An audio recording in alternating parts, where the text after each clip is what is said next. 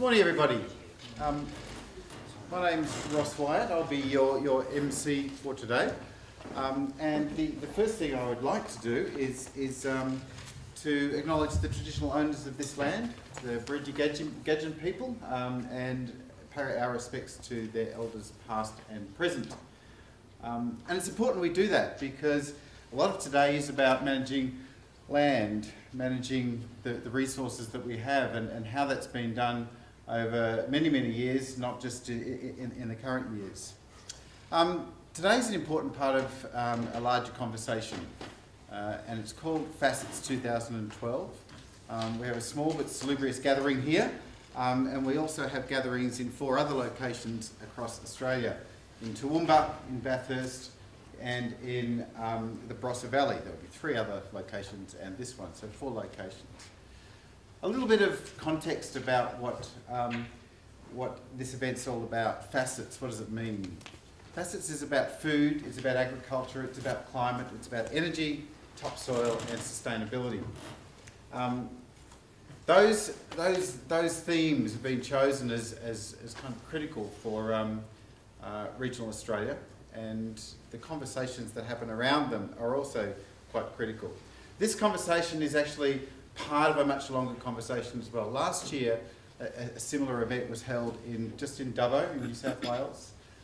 This year it's happening, as I say, in 4 locations across Australia. Next year we expect around 10 locations across Australia. So this is something that's building and will continue to build.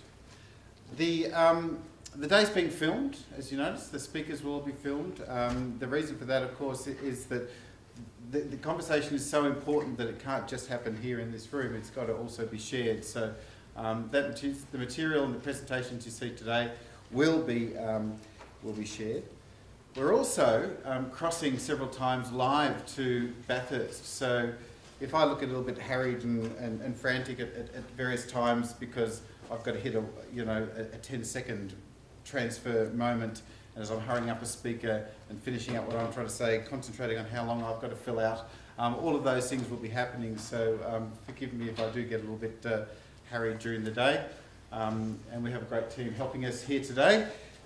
So Susie, Astrid and Sam, who are also around, so if you have any troubles, please see them as well. The challenges of feeding us, not just now, not just the next 10 years, but for as far forward as we can think, in a climate where we're already feeling the effects of peak oil, we're already feeling the effects of peak water, peak land, and peak phosphorus as we start to run short of some of these essential ingredients to producing the food that we need. That's presenting challenges that we need to be solving and that you need to be solving and that we already are seeing so many brilliant efforts around solving. Agriculture, and it's important to kind of reflect on changing land management practices. I can remember well the smell of burning stubble. Actually, I still see it around, and the way that the changing ways that we're managing our land. I spoke to a very old timer in Coniva recently who was telling me about the original land clearing practices where when you clear the land you always leave a tree every chain to help preserve topsoil and moisture in the soil and other things. And it's funny how that's sort of gone to broad scale clearing, and now we're going back to putting trees back in again. So the land management practices are also an important part of the conversation that's going to be happening in the next for this day certainly and beyond. In relation to climate, we're seeing 10-year droughts, we're seeing La Nina effects and El Nino cycles, and a whole lot of other changes in climate, and that's producing the backdrop that's kind of, it helps us explain about good years and bad years and good times and bad times, and it's driven enormously by climate and the challenges of a changing climate. Climate change is also, of course, reshaping our economy. We have new investment in renewable energies. We've got emergence of new opportunities in carbon farming, and it's great to see that we have some carbon farmers here. and the vital and sometimes painful transition to a sort of post-carbon economy. So those things are all happening, and they've got important implications for this region and regional Australia generally. In relation to energy, how do we get it? Where do we get it? New renewables coming that are competing for land use. Wind, solar, you name it, and a whole lot of other emerging forms of new energy. How do we reduce our often wasteful use of it? And how do we share land with the renewables? Those are also important conversations that need to be had.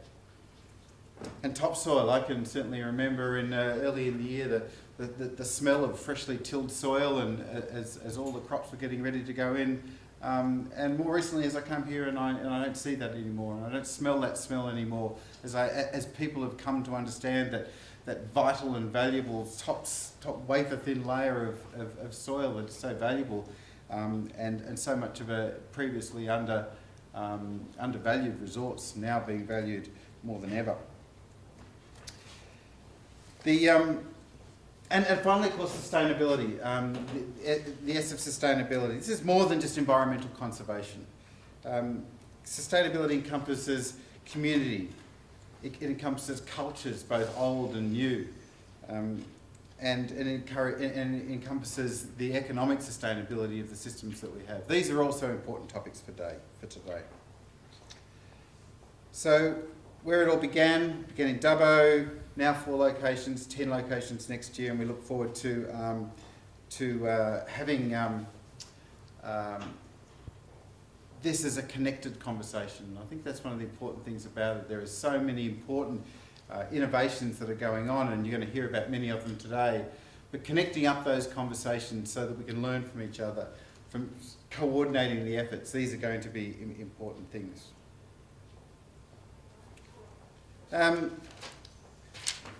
Finally, I just want to acknowledge some of the people here. We've got big organisations and we've got committed individuals, all sharing their ideas and thoughts. We've got fruit farmers and carbon farmers. We've got people who are looking at land in whole new and different ways. We've got greenies, we've got futurists, we've got consultants, we've got government, we've got industry, all having this conversation today. And there's about, I think there's 400 or 500 people around Australia having this conversation right now. And we're going to be sharing in part of it. Also, part of it is going out onto ABC Rural to reach an even broader audience as well. So I think it's great that Horsham chose to be part of this event, and to make sure that the Wimmera is represented in the as a vital food growing area. This is a conversation which matters. It is one that has to be had and has to keep going and has to be connected up. So that's why we're here, and that's why we're also filming it. It's a long conversation and it continues today. A couple of things about the presentation. They're going to be done in what's called Headstyle. I don't know if many of you have spent time looking at TED presentations, and where we ask people to give the 18-minute presentation of their life. And that's what people have been asked to do today, is actually talk for 18 minutes. And to help them actually do that, by the way, I'll be kind of giving little cues and things like that. We're going to be trying to run on minutes. Have you ever been to one of those conferences where people are kind of rambling on, like I'm doing right now, as I have to fill out for another 3 minutes until we cross to Bathurst? That's exactly the sort of thing that we won't be happening today, so I hope you really get a really good sense of energy and excitement around the opportunity to hear from some absolutely amazing people who will be talking about some really interesting topics. So as we do fill into the last 2 minutes before I throw in there, and I've run into the end of my notes, let's just chat. What are the sort of things that you want to be hearing about today? What are the sort of conversations that you'd like to have? What are the important issues for this region? Sustainability. What does that mean to you? It means living within our means.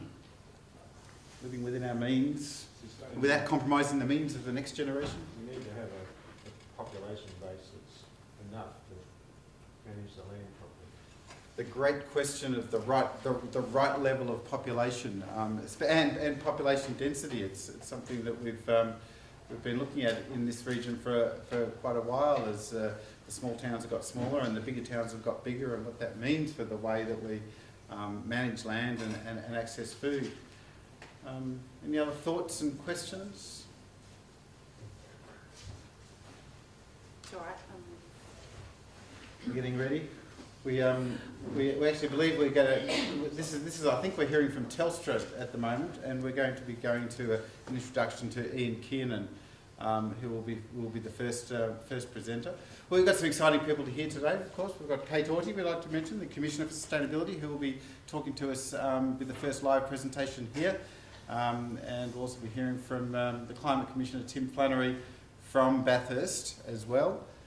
Plus a number of other notable and significant, both national and she's looking for a watch as well. We're all doing the same things. Look, we might throw to them now, and we'll just hear for the next 20 minutes or so. We'll hear from Bathurst and what's going on there, and then we'll come back and we'll introduce Kate Orty. She's now trying to find an environmental journal to fill the time. So. But I can't.